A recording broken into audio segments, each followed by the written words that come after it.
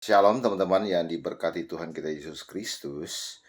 Baiklah kita coba akan melihat dari satu sisi tentang bagaimana kehidupan dan tentunya pengalaman iman dari sosok hamba Tuhan yang luar biasa Pak Zul.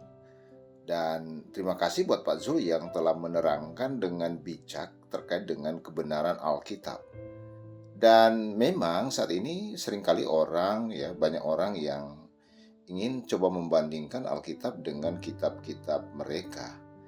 Dan coba mau mengeneralisir menggiring opini bahwa Alkitab itu banyak sudah terjadi perubahan dan tidak asli lagi. Ini menjadi suatu problem bagi mereka yang hanya ingin coba mau mempertahankan suatu kebenaran yang berdasarkan pemikiran dan konsep yang ada pada mereka tanpa dasar yang jelas, dasar fakta sejarah yang jelas, tetapi ingin coba mempertahankan kebenaran itu menurut mereka. Nah, ini juga yang terkait dengan Nuh. Menarik juga yang disampaikan Pak Jul bahwa ada hal yang sangat luar biasa, perbedaan yang sangat signifikan terkait dengan Nuh ketika bumi dibanjiri dengan air karena dosa-dosa manusia. Ketika Nuh naik ke atas Bahtera, maka seluruh keluarganya itu naik ke atas Bahtera. Istrinya, anak-anaknya yaitu Sem, Ham, dan Yafet berserta istri-istri mereka. Dan ini adalah suatu catatan yang penting untuk diketahui bahwa Alkitab mempunyai sumber yang sangat valid. Alkitab Perjanjian Lama diyakini oleh dua keyakinan, yaitu Kristiani dan Yudaisme. Dan tentunya Perjanjian Lama ini adalah kitab Yudaisme yang turun-temurun dipercaya dan diyakini benar apa adanya dan lurus dengan catatan-catatan yang mereka dapati, bahkan inline dengan fakta sejarah. Nah, bagaimana dengan saudara-saudara kita Muslim yang coba mau menyampaikan sesuatu yang menurut kita tidak valid sesuai Alkitab? Coba kita saksikan, simak apa yang dikatakan oleh Pak Jul, hamba Tuhan yang luar biasa ini.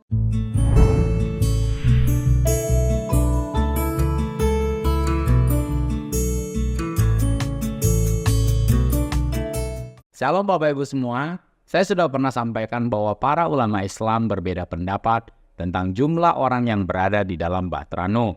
Ada yang mengatakan 80 orang, ada yang mengatakan 7 orang, ada yang mengatakan 8 orang, dan ada yang mengatakan 10 orang.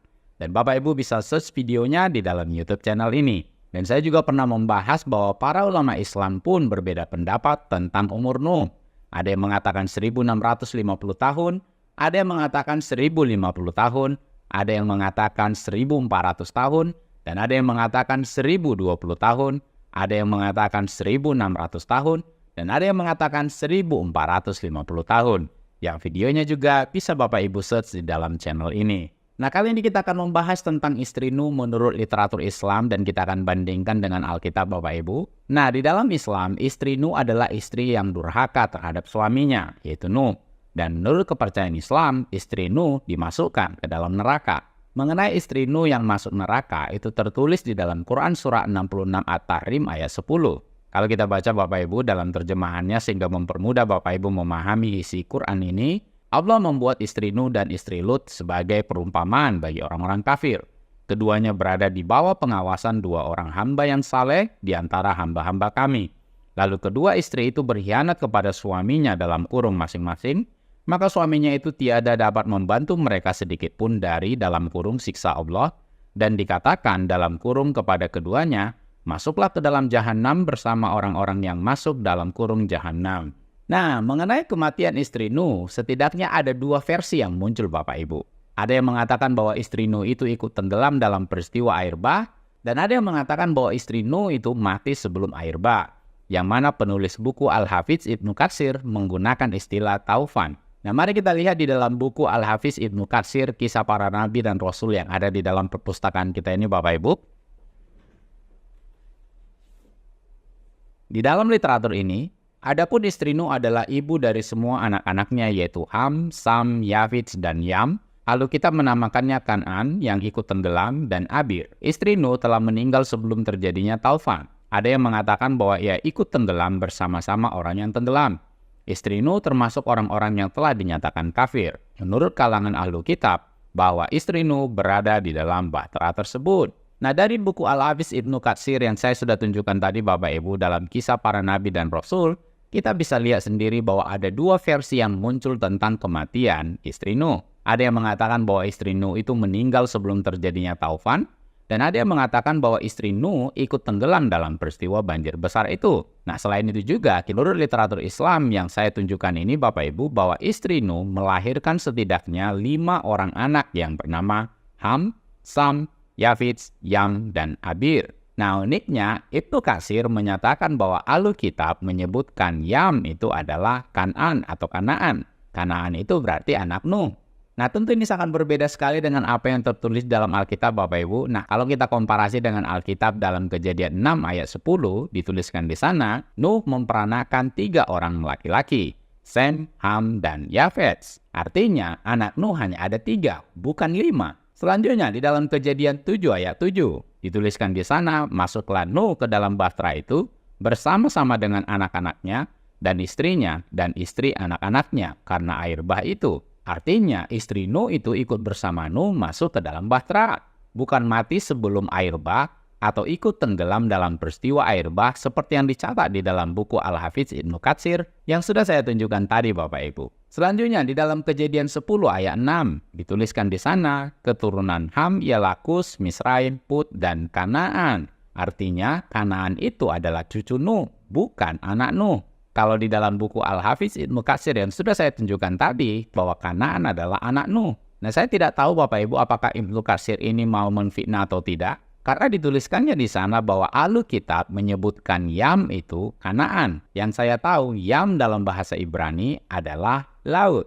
Misalnya Yam Suf untuk menunjukkan laut merah, atau Yam Hamelak yang menunjukkan laut mati. Tapi seperti itulah yang tertulis di dalam buku Al-Hafiz Ibnu Katsir dalam Kisah Para Nabi dan Rasul. Nah, selanjutnya untuk mempermudah Bapak Ibu memahami video ini, saya akan buatkan tabel perbedaan antara istri dan anak Nuh menurut literatur Islam dan Alkitab.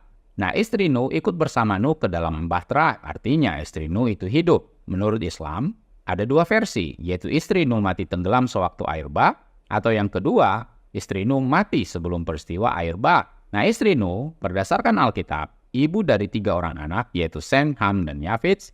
Sementara menurut Islam, istri Nuh adalah ibu dari 5 orang anak, yaitu Ham, Sam, Yafits, Yam, dan Abir.